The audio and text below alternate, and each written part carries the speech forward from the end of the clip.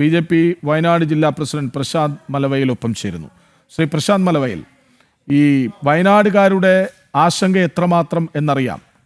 1-2 ദിവസം തുടരെ മഴ പെയ്താൽ എത്രമാത്രം പ്രതിസന്ധിയിലാണ് വയനാട്ടുകാർ എന്നും അറിയാം. വയനാടിൻ്റെ പരിസരങ്ങളിൽ നമ്മൾ കേട്ട വേദനിപ്പിക്കുന്ന വാർത്തകൾക്ക് അധിക കാലമായിട്ടുമില്ല. ഇപ്പോഴും ആ പാവങ്ങൾക്ക് പുനരധിവാസത്തിന് കൃത്യമായൊരു ഇടം കൊടുക്കാതെ, അവർക്ക് വാടക പോലും നൽകാതെ അവരെ ബുദ്ധിമുട്ടിക്കുകയാണ് സർക്കാർ എന്നറിയാം. ഇതിപ്പോൾ കേന്ദ്രം പണം കൊടുത്തു, സർക്കാരിൻ്റെ കയ്യിൽ കണക്കില്ല. പിന്നെങ്ങനെയാണ് കൂടുതൽ പണം കിട്ടുക എന്നൊരു ചോദ്യം ഉയരുന്നില്ലേ ഇവിടെ? കേട്ടും സംസ്ഥാന സർക്കാരിന് പണം മാത്രമാണ് ആവശ്യം. അവരെ സംബന്ധിച്ച് അവർക്ക് പുനരധിവാസമോ ഇവിടുത്തെ ജനങ്ങളുടെ ദുരവസ്ഥയോ ജനങ്ങൾ ഇന്ന് അനുഭവിച്ചു കൊണ്ടിരിക്കുന്ന പ്രയാസങ്ങളോ അവരെ സംബന്ധിച്ച് പ്രശ്നമല്ല.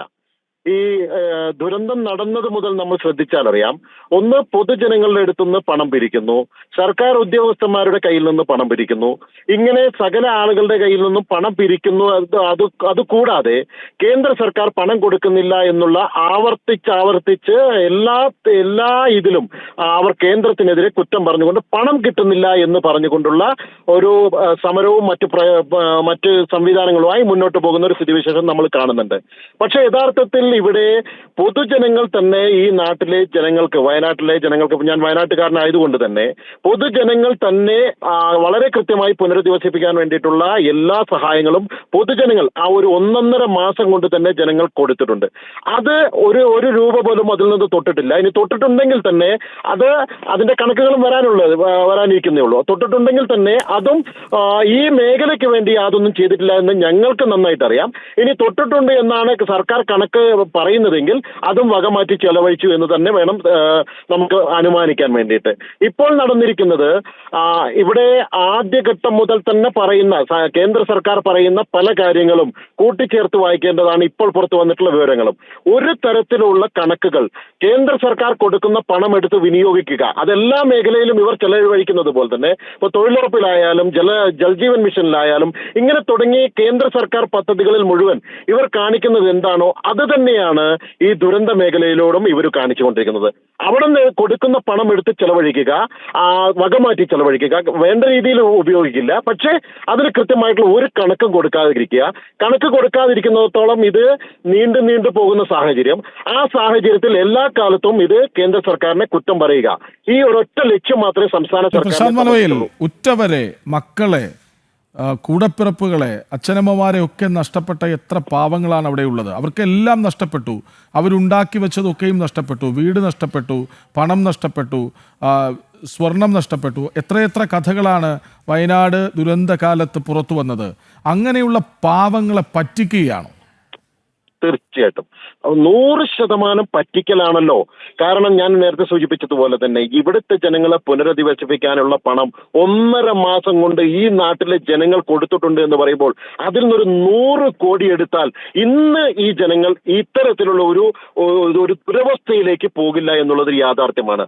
ആ പണം മുഴുവൻ ഇറുക്കി പിടിച്ചു വെച്ചിരിക്കുകയാണ്, വകമാറ്റി ചെലവഴിച്ചു കൊണ്ടിരിക്കുകയാണ്, അതിനെ കണക്കും കമ്പിയും ഇല്ലാതെ മുന്നോട്ട് പോയിക്കൊണ്ടിരിക്കുകയാണ്. അതോടൊപ്പം തന്നെ ഇവർ ആവർത്തിച്ച് പറയുന്നു, ഈ ജനങ്ങളെ മുഴുവൻ വിഡ്ഢികളാക്കിക്കൊണ്ട് ജനങ്ങൾക്ക് ആവശ്യത്തിനുള്ള ഒരു സൗകര്യവും ഒരുക്കാതെ, നിങ്ങൾ നേരത്തെ സൂചിപ്പിച്ചതുപോലെ അവർക്ക് പുനരുജ്ജീവനത്തിന് വേണ്ടി യാതൊരു വിധത്തിലുള്ള സഹായങ്ങളും ചെയ്യുന്നില്ല എന്നത് അപ്പുറത്ത് ഈ ടെമ്പററി ആയിട്ടുള്ള പുനരധിവാസത്തിൽ പോലും അവർക്ക് വെള്ളത്തിന് ബുദ്ധിമുട്ടുന്നു, വൈദ്യുതിക്ക് ബുദ്ധിമുട്ടുന്നു, അവർക്ക് മാസ വാടക കൃത്യമായി കൊടുക്കുന്നില്ല, സ്കൂളിൽ പോകുന്ന വിദ്യാർത്ഥികൾക്ക് അവർക്ക് പണം, അവർക്ക് പഠനത്തിന് വേണ്ടിയിട്ടുള്ള കാര്യങ്ങൾ കൃത്യമായി ചെയ്തു കൊടുക്കുന്നില്ല, ഉന്നത വിദ്യാഭ്യാസത്തിന്റെ കാര്യങ്ങൾ അങ്ങനെ നിൽക്കുന്നു, തുടർ ചികിത്സാ പ്രയാസങ്ങൾ അവിടെ നിൽക്കുന്നു, ഈ കാണാതായവരുടെ മൃതദേഹങ്ങളുടെ കാര്യത്തിൽ പോലും ഇപ്പോഴും ഞാൻ ഓഫീസിലേക്ക് പോകുമ്പോൾ ഇന്നൊരു ചൂരൽ മലക്കാരൻ ബിജോയ് എന്ന് പറയുന്ന ഒരു പയ്യൻ അവിടെ എന്റെ ഓഫീസിൽ എന്നെ കാത്തിരിക്കുന്നുണ്ട്. കഴിഞ്ഞ ദിവസവും അദ്ദേഹം വന്നിരുന്നു.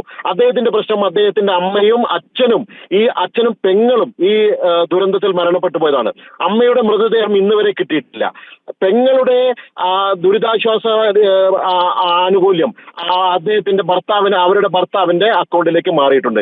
ഈ അച്ഛന്റെയും അമ്മയും ഏക ആശ്രയമായിട്ടുള്ള ഈ പയ്യന്റെ അക്കൗണ്ടിലേക്ക് ഇന്ന് വരെ അതിന്റെ ദുരിതാശ്വാസ ഫണ്ട് കയറിയിട്ടില്ല. പല വിധത്തിലുള്ള ന്യായങ്ങൾ പറഞ്ഞ് ഇത്തരത്തിൽ ഒഴിവാക്കിക്കൊണ്ടിരിക്കുന്ന ഒരു സ്ഥിതിവിശേഷം. ഇത് പരിഹരിക്കുന്നതിന് വേണ്ടി ഞാൻ ഇന്ന് അദ്ദേഹത്തോട് പറഞ്ഞിട്ടുണ്ട്, നമുക്ക് ഒരുമിച്ച് ഇന്ന് കളക്ടറേറ്റിലേക്ക് പോകാമെന്ന് പറഞ്ഞുകൊണ്ട് ആ പയ്യൻ ഇന്ന് അവിടെ ബിജോയ് എന്ന് പറയും, ഞാൻ പേരടക്കമാണ് പറയുന്നത്, ആ പയ്യൻ ഇന്ന് അവിടെ ഇരിക്കുന്നുണ്ട്. ഇതാണ് ഈ നാട്ടിലെ യഥാർത്ഥത്തിലുള്ള അവസ്ഥ. ഉദ്യോഗസ്ഥന്മാർ തോന്നുന്നത് പോലെ കാണിക്കുന്നു, സംസ്ഥാന സർക്കാർ തോന്നുന്നത് പോലെ കാണിക്കുന്ന ഒരു സ്ഥിതിവിശേഷമാണുള്ളത്. ശരി, അതാണ് ഒരു വശത്ത് ധൂർത്താണ്, മറുവശത്ത് വകമാറ്റൽ. അപ്പാടെ പൊതുജനങ്ങളെ, സാധാരണക്കാരെ, അർഹതപ്പെട്ടവരെ അവഗണിക്കുന്നു സർക്കാർ. തീർച്ചയായിട്ടും അത് തന്നെ ഇതിൽ പറയാനുള്ളൂ.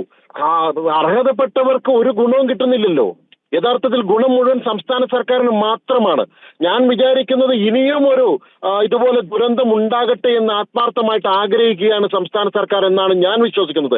കാരണം എന്താണെന്ന് പറഞ്ഞാൽ, ഇപ്പോൾ ഈ ഒരു 4 ദിവസങ്ങൾ തുടർച്ചയായി മഴ പെയ്തപ്പോൾ തന്നെ കേരളത്തിന്റെ അവസ്ഥ പൂർണ്ണമായി നമ്മൾ മനസ്സിലാക്കുകയാണ്.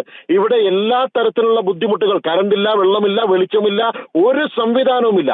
2018 മുതൽ തുടർച്ചയായിട്ടുള്ള പ്രളയവും ഇതുപോലെ പ്രകൃതി ദോഷങ്ങളുമാണ് ഈ സംസ്ഥാനത്ത് ഉണ്ടായിക്കൊണ്ടിരിക്കുന്നത്. പ്രത്യേകിച്ച് വയനാട് ജില്ലയിൽ എന്ത് മുൻകരുതലാണ് എടുത്തുകൊണ്ടിരിക്കുന്നത്?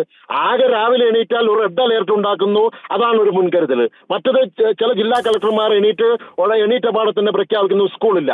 ഈ ഒരു 2 മുൻകരുതലല്ലാതെ മറ്റെന്ത് മുൻകരുതലാണ് സംസ്ഥാന സർക്കാർക്ക് ഒരു 4-5 വർഷമായിട്ട് തുടർച്ചയായിട്ടുള്ള പ്രകൃതി ദുരന്തങ്ങൾ ഉണ്ടാകുമ്പോൾ സംസ്ഥാന സർക്കാർ ചെയ്തുകൊണ്ടിരിക്കുന്നത്?